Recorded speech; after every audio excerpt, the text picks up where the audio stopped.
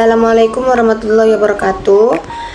Saya Siti Rosita. Di sini saya akan menjelaskan materi tentang puasa wajib, syarat, rukun, dan hal-hal yang dapat membatalkan puasa. Yang pertama, pengertian puasa wajib. Puasa secara bahasa itu berarti menahan diri. Sedangkan menurut istilah, puasa adalah menahan diri dari makan dan minum dan segala sesuatu yang dapat membatalkan puasa, mulai dari terbitnya fajar hingga terbenamnya matahari dan disertai dengan niat. Yang kedua, syarat wajib puasa. Syarat wajib puasa itu ada 5. Yang pertama, beragama Islam. Jadi orang yang diwajibkan berpuasa ketika seseorang itu agamanya adalah agama Islam. Yang kedua, berakal sehat. Ketika orang gila, maka tidak dianjurkan untuk berpuasa wajib karena orang gila itu sudah kehilangan akal sehatnya. Yang ketiga, ada sudah baligh. Seseorang wajib melakukan puasa wajib itu ketika sudah mencapai batas baligh. Untuk perempuan ditandai dengan adanya menstruasi. Ketika tidak menstruasi, Majelis Ulama itu menetapkan ketika berumur 15 tahun maka sudah bisa dikatakan baligh. Untuk laki-laki ditandai dengan adanya mimpi basah. Ketika tidak mengalami mimpi basah, itu ditandai dengan batas umur 15 tahun, sama seperti seorang perempuan. Dan selanjutnya, syarat wajib puasa itu mampu melaksanakan puasa. Jadi jika seseorang itu tidak mampu melaksanakan puasa, maka tidak wajib untuk melaksanakan puasa. Contohnya, ketika seseorang itu sakit dan sakitnya itu bisa menyebabkan kematian, seperti seorang lansia ketika sakit berat namun dipaksakan untuk berpuasa, itu akan menyebabkan sesak nafas misalnya, maka itu tidak diwajibkan untuk melakukan puasa wajib. Dan yang selanjutnya ada tidak dalam perjalanan.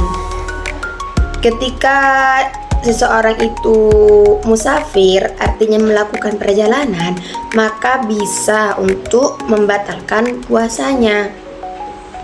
Tapi ketika perjalanannya itu tidak menuju maksiat, artinya perjalanannya itu untuk menyambung silaturahmi dengan keluarganya ataupun untuk berziarah seperti itu, maka bisa membatalkan puasanya. Yang selanjutnya ada rukun puasa. Rukun puasa itu ada 2. Yang pertama, niat. Yang mana niat itu dilakukan pada malam hari.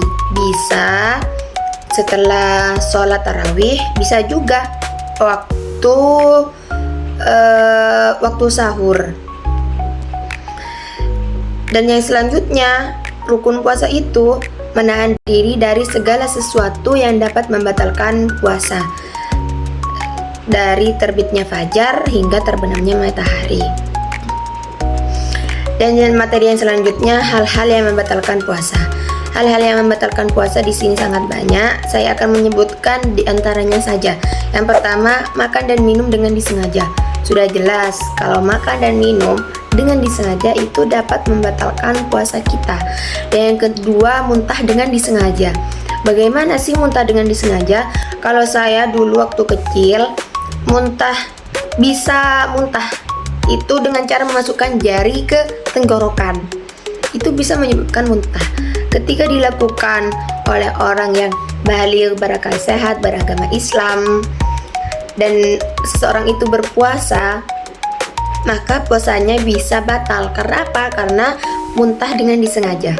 Yang selanjutnya, berhubungan istri pada siangnya bulan puasa, itu menyebabkan puasa kita itu batal.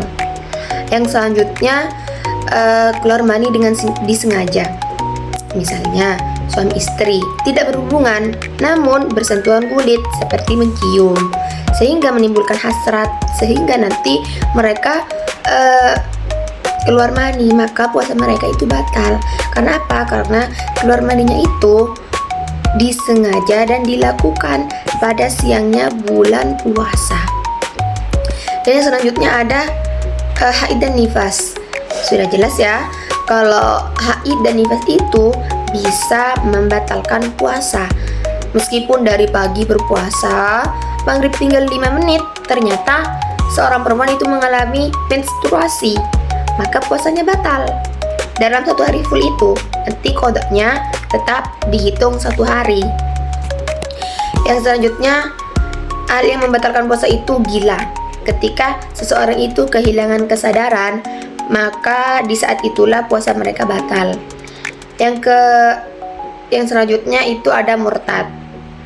Sudah jelas ya, kalau keluar dari Islam itu bisa membatalkan puasanya.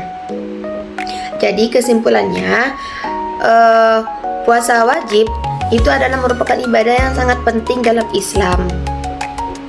Agar puasa kita itu sah dan diterima oleh Allah, maka kita harus memahami syarat wajib, rukun, dan hal-hal yang membatalkan puasa. Dengan pemahaman yang baik, kita itu dapat menjalankan ibadah puasa dengan sesuai tuntunan syariat Islam. Mungkin hanya ini yang dapat saya sampaikan. Terima kasih kepada Bapak dosen pengampu fikih ibadah atas perhatian dan waktunya, dan juga teman-teman sekalian. Kurang lebihnya saya mohon maaf. Wassalamualaikum warahmatullahi wabarakatuh.